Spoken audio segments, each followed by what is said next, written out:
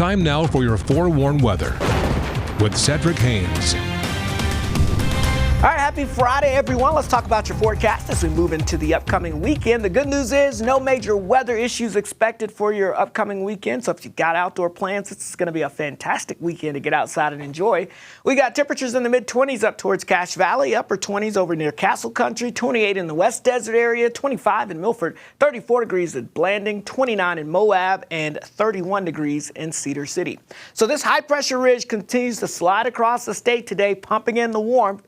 And that means those temperatures with that southerly flow getting some 10, 15, if not 20 degrees above average. We're also going to see a little increase in moisture as this high pressure begins to slide to our east. Our winds are shifting out of the south, and that's pumping in a little bit more moisture in the atmosphere.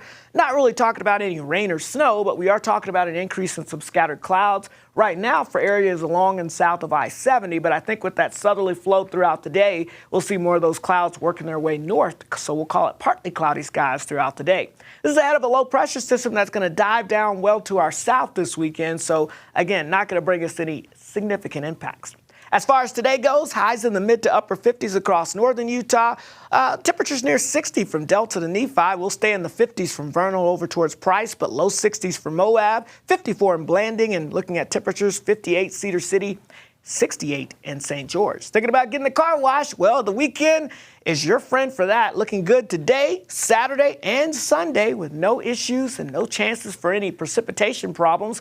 This big ridge of high pressure will keep this next storm system down to our south, so that's why I think the weekend will be pretty nice. But again, we do have changes for next week.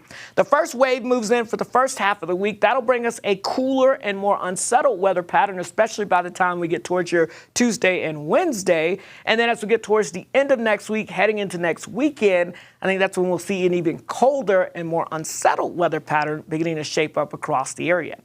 Futurecast taking us through the next couple of days, showing us these scattered clouds working from south to north today. We'll have a few of these clouds sticking around for your Saturday, but overall, again, no issues for us throughout the weekend. By late Sunday, we'll start tracking that system off to our north and west. It begins to work its way through with a front on Monday. Could have a couple of valley rain showers, mountain snow showers, but likely not a big precipitation event for us. The overall trend, though, continues to be wetter than average conditions over the next couple of weeks once we get past next Monday. So we're looking forward to that. As far as winter weather potential goes, I know a lot of folks are interested in this. I do think we start to pick up on some mountain snowfall here by the time we go throughout the beginning half of next week.